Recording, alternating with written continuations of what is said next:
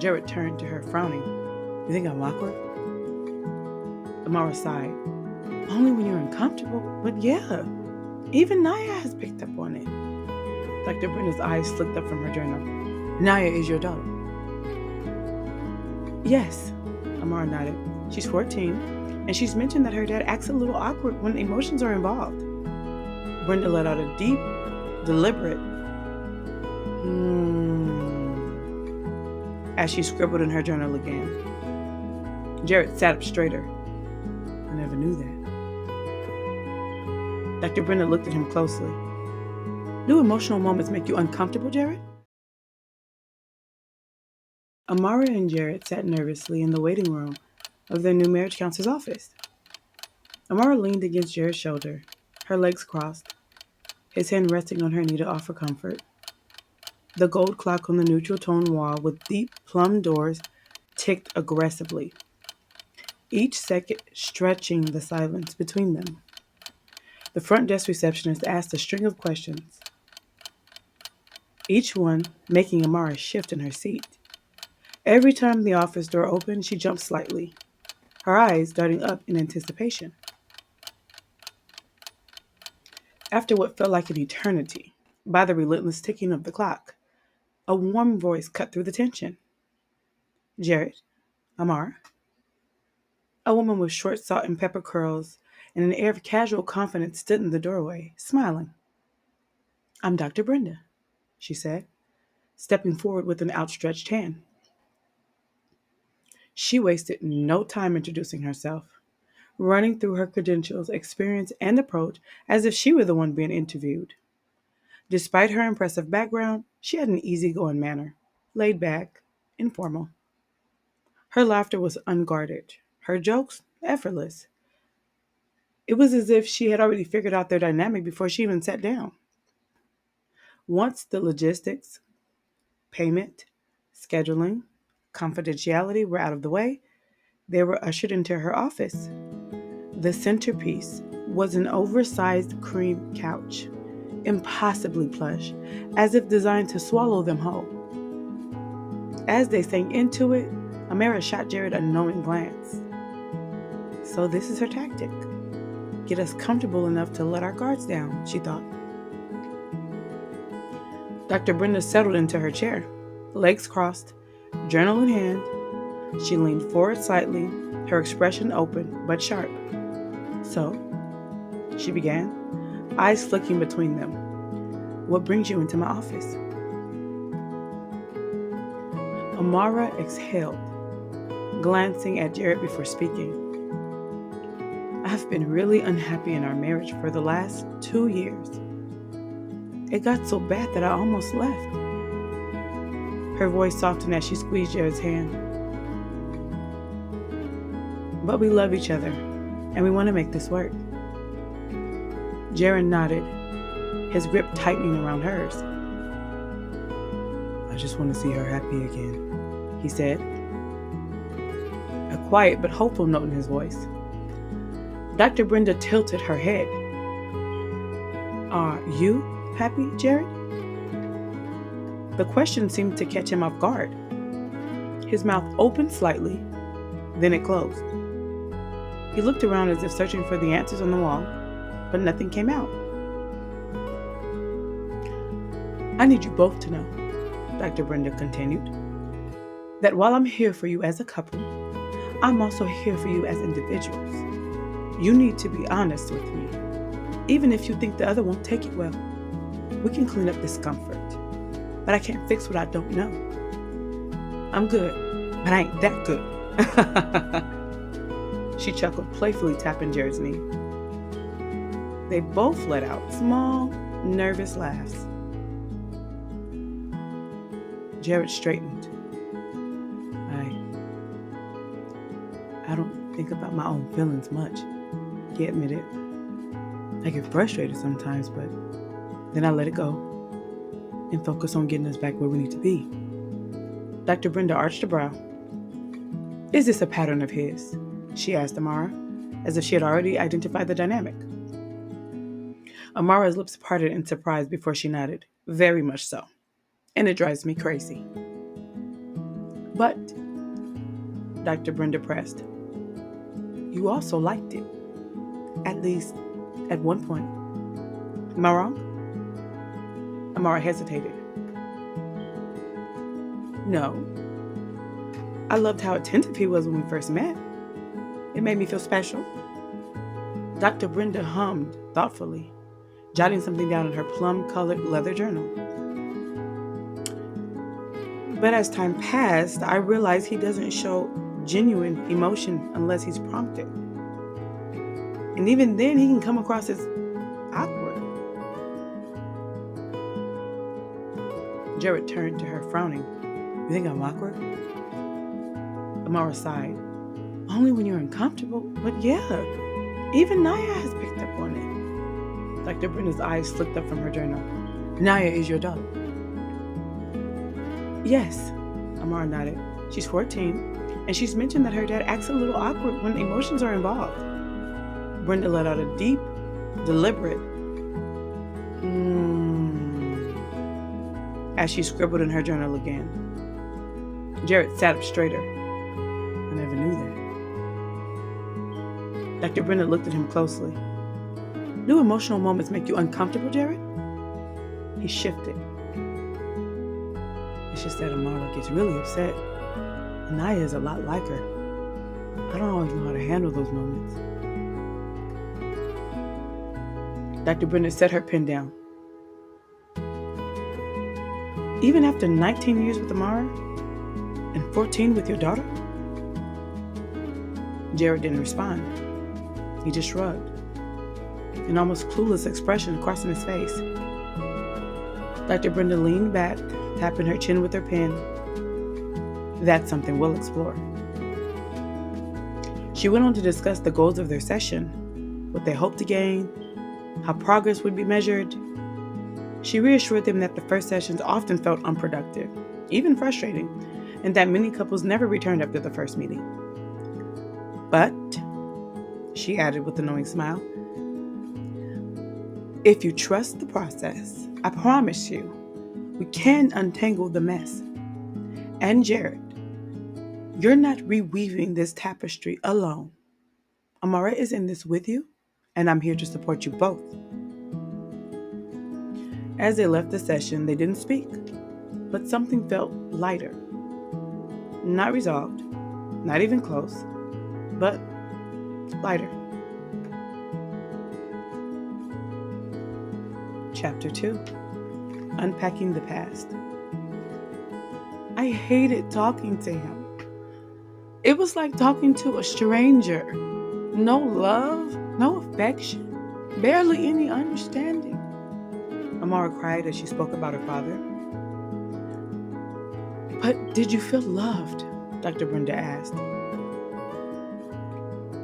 I felt like he tried, but got lost in translation. Dr. Brenda hummed in response. What about you, Jared? Did you feel loved growing up? Jared swallowed hard, his eyes darting nervously. He scratched his short afro, rubbing his hands together as if preparing to dive into the hardest conversation of his life. But all he managed was a faint, I don't know. Dr. Brenda leaned back, studying him. Her expression made it clear. She wasn't letting him off that easy. What do you know? She pressed. Jared exhaled. That my parents were there, he said, nodding as if that alone should mean something. There how? Dr. Brenda asked. Emotionally, spiritually, or just physically? Jared hesitated. I don't know, he finally admitted, his voice barely above a whisper. Amara threw her hands up. See? Nothing! Dr. Brenda held up a hand, signaling her to stop without taking her eyes off Jared. In that moment, he looked small, like a boy, not a grown man. Jared, she said, gently leaning forward. Tell me about your childhood. She placed a firm, reassuring hand on his leg. Jared shifted uncomfortably. I had a mom and a dad. Siblings. There were good times and bad times. Dr. Brenda didn't let up. Tell me about the bad times. Jared's jaw tightened as he stared at the floor. He took a long, shaky breath, knowing that opening this door might change everything. His fingers fidgeted, picking at an invisible thread on his jeans. I never felt heard, he finally whispered, a tear slipping down his cheek. Amara stiffened. She had never seen him talk like this, never even seen him cry except at funerals. Dr. Brenda handed him a tissue. What did you see that you wanted to talk about? She asked. Jared hesitated.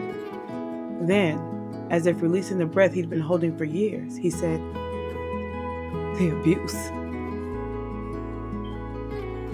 Silence stretched between them. Did you blame yourself? Dr. Brenda's voice was soft but direct. Jared squeezed his eyes shut. Yes. Because every time I talked back to him, he beat her for it. His shoulders trembled. More tears fell. Dr. Brenda nodded knowingly. So no one could speak their mind without his anger being the response. We all tiptoed around his emotions like a bomb we were afraid would go off, he said, his voice raw. One day, he beat her so bad, she got mad at me, told me, if you ever open your mouth again, he'll beat me worse. I felt so guilty. Amara placed a trembling hand on his back. It wasn't your fault, baby, she whispered. Dr. Brenda waited a beat before speaking. Jared, look around. You're here. You're safe. You're loved. But I need you to let go of all the pain you've been holding in. Cry. Scream. Do whatever you need to do, but don't keep it bottled up anymore. Jared inhaled sharply, his chest rising and falling with the weight of old wounds resurfacing. Then he stood and screamed. I just wanted him to stop hitting her. The pain in his voice sent shivers down Amara's spine. She watched frozen as Jared broke down completely, sobbing like a man who had carried a lifetime of suffering on his back. Amara rushed to him, wrapping her arms around his shaking body. He clung to her like a drowning man gasping for air. Dr. Brenda moved behind Amara, studying her so she could bear the weight of his grief. That night, Amara held Jared in bed, cradling him as he drifted into an exhausted sleep. She stroked his back, rocking him gently. You're safe with me, she whispered. Chapter 3, The Breaking Point. Our childhoods affect us in relationships more than we think. Think of your childhood as an instruction manual on how to live and love. Then we go out into the world as adults, repeating those same patterns and mistakes, wondering why some of us are so messed up. Dr. Brenda, Amara, and Jared chuckled. Things were becoming easier as they get to know each other. I feel like Jared is just so close off sometimes. I can't get anything from him. So last session must have surprised you, Dr. Brenda asked Amara. I had never seen him so open and vulnerable. I was shocked, but I felt closer to him, she admitted, looking into Jared's eyes to acknowledge his effort. How did you feel about last session, Jared? Brenda asked, adjusting her long brown cardigan. Jared sat silently for a moment, then looked up. Embarrassed, helpless, and raw. Dr. Brenda murmured thoughtfully. Why embarrassed? Amara asked. She was confused. I cried like a little girl in front of my wife, he said sheepishly. Excuse me, Brenda interjected. Men cry too, not just little girls. Jared, if you want your feelings to be taken seriously, you have to consider them yourself. I'm just not used to that kind of stuff. Most men aren't, Brenda acknowledged. But when they truly feel safe enough to be vulnerable, they release those same emotions you did. I've seen many grown men cry. Jared, you're not the first, and you won't be the last. Amara leaned forward. I feel like you're numb, Jared. But last session showed your emotions, and for the first time, I felt hopeful. I just want to see more of that in our relationship. Like passion, Dr. Brenda questioned. Yes, exactly, Amara replied. Amara, do you create a safe space for Jared to express himself? I think so, Amara answered confidently. Brenda tilted her head slightly. I ask because last session, he took time getting his feelings out, but you seemed impatient. A blind man could see he was struggling emotionally, yet in that moment, you only focused on your own needs. Why is that?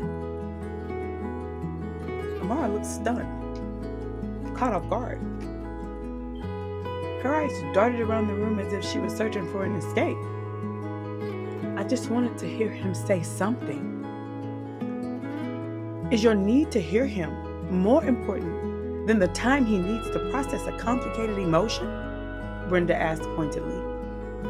Amara hesitated as if the answer was yes, but she couldn't admit it. Jared, do you feel Amara can be impatient with you? Brenda redirected. Jared swallowed hard. Yes. Amara snapped her head towards Jared, crossing her arms with a sharp huff, her expression seething.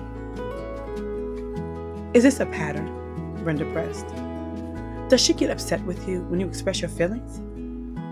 Jared exhaled heavily. Yes.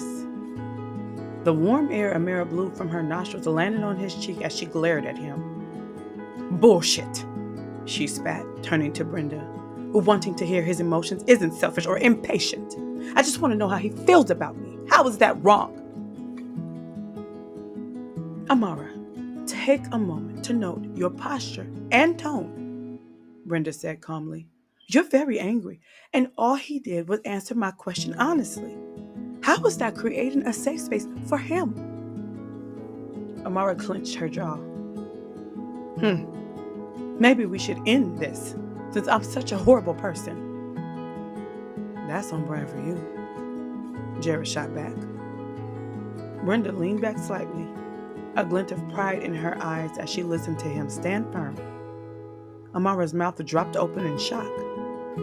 Every time I express my displeasure with your attitude, you threaten to leave me.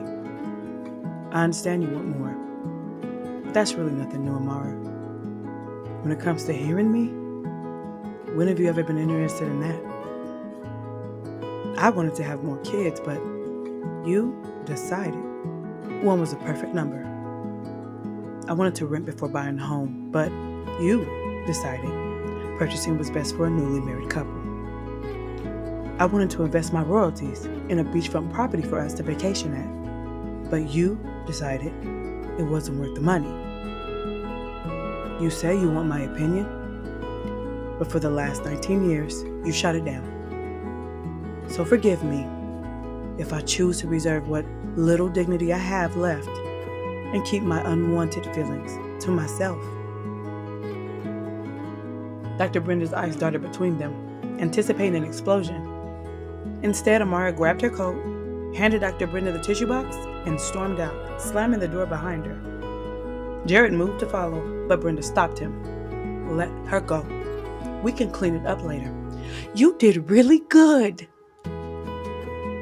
Jared exhaled, feeling lighter but tense.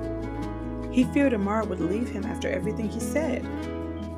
"I've been doing this 35 years, Jared," Brenda reassured him. "She's not going anywhere. The threats, they're about control. That woman loves you. She's just a little spoiled. And listen to me. Don't take back a single word you said. Stand firm, but also make it clear that none of it means you love her any less. She has things to work on just like you do. Y'all gonna be all right." She pulled him into a warm, grounding hug before sending him on his way, 20 pounds lighter in resentment and 30 pounds heavier in confidence. For the first time in his marriage, Jared felt seen. Chapter 4. Jared's Session. As promised, Dr. Brenda had smoothed things over after the 10th session. Amara and Jared were back on speaking terms, and they had committed to a monthly date night. A small but meaningful step toward untangling the threads of their relationship. They had also agreed to individual sessions with Dr. Brenda, and today was Jared's turn. He was nervous.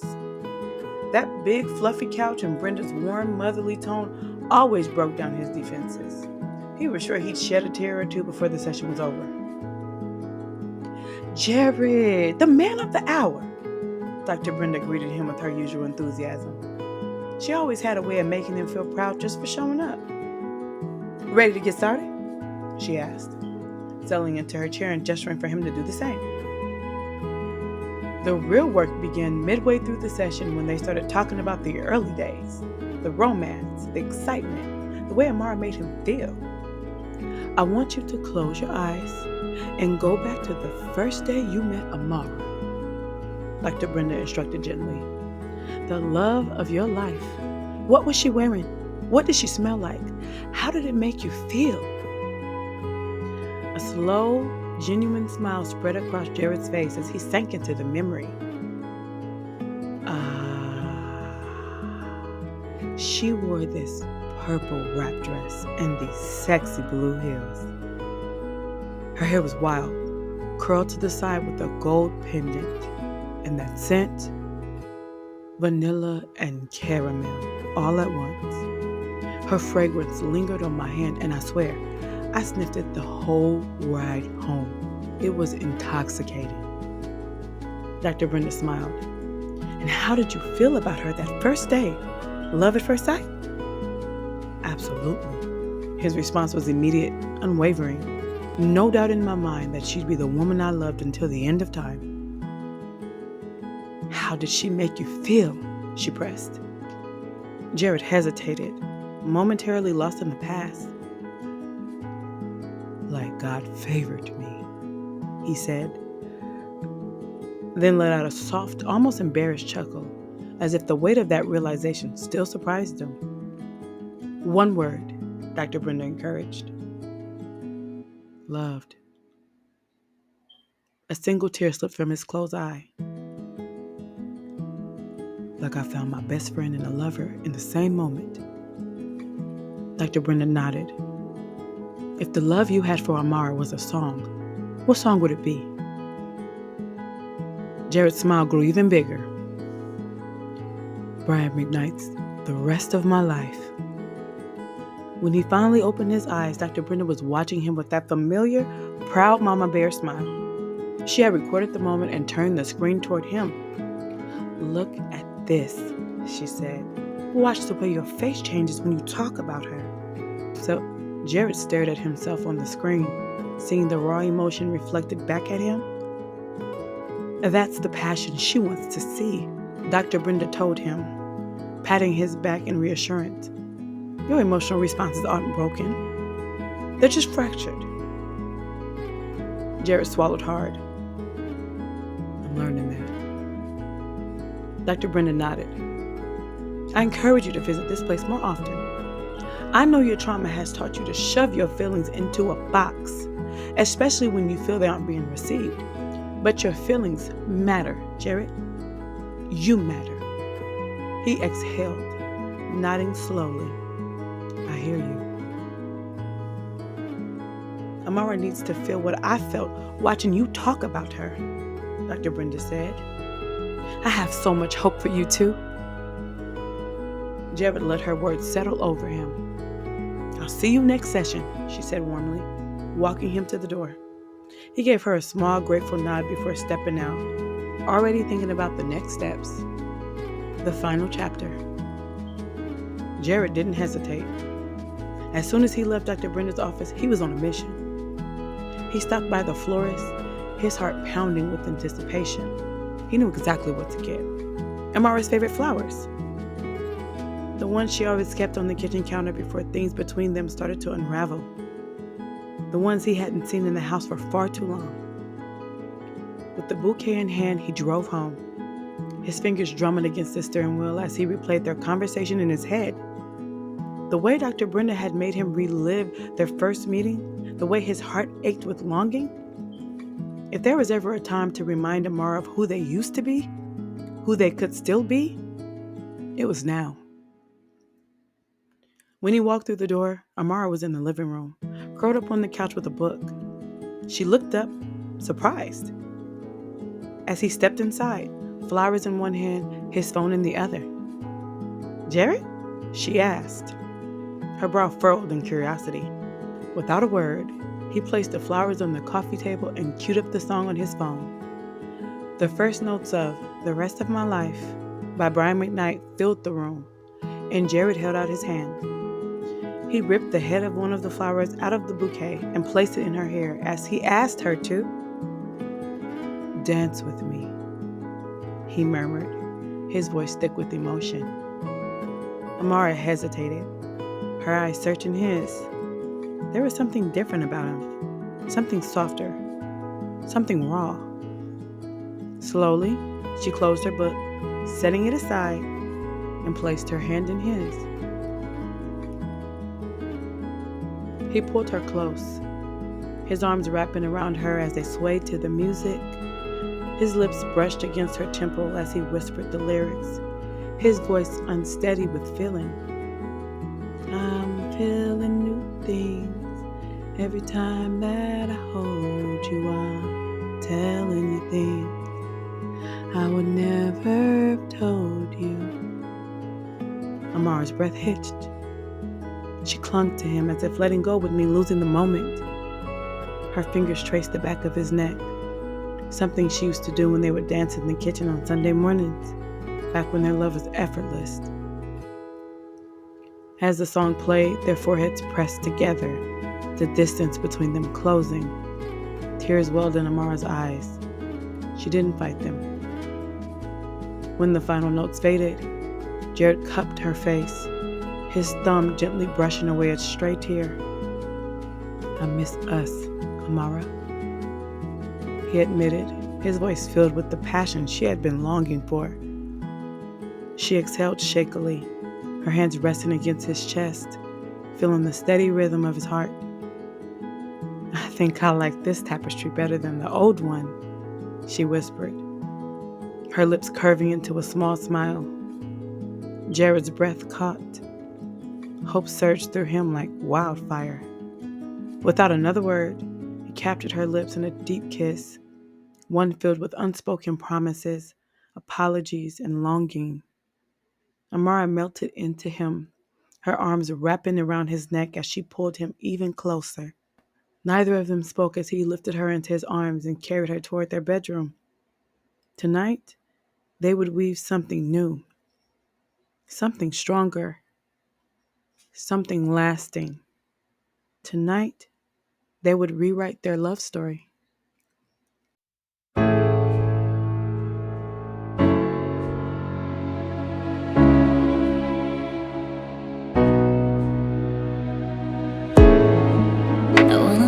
Back, but I can't. I wanna leave you behind, but I can't.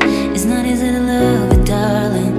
It's not easy to love you, darling. Should love you in the moment. Should tell you all the problems. It's not easy to love you, baby. It's not easy to love you, baby. It's not easy to love you, baby. You just run